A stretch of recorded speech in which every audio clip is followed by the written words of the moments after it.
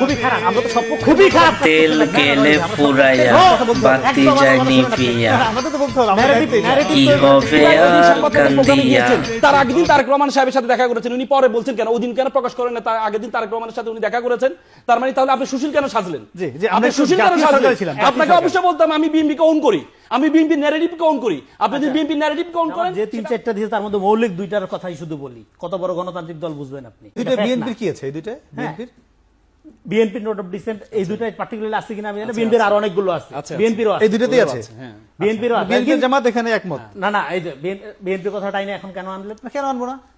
আমার কথা শেষ করতে দেন। না, এটা খুবই খারাপ, আমরা তো সব পক্ষে খুবই খারাপ কাজ করছেন আপনি। না না রনি ভাই, আমরা সব পক্ষের No, কথা বলতে হবে। একদম আমার কথা শুনেন আপনি। না না, আমাদের তো বলতে হবে, আমাদের দায়িত্ব এটা। ন্যারেটিভ তৈরি করার চেষ্টা করবেন না, আমাদের মিডিয়াতে দায়িত্ব বসে। এটা, সব পক্ষের কথা হ্যাঁ, বলতে হবে। নিরপেক্ষ থাকার চেষ্টা করেন। একটু আগে রনিবার সাউন্ড দেখে আমার কাছে যেটা মনে হচ্ছে যে সত্যকে নিতে পারছেন না, মানে না, মিথ্যাকে নিতে পারছেন না।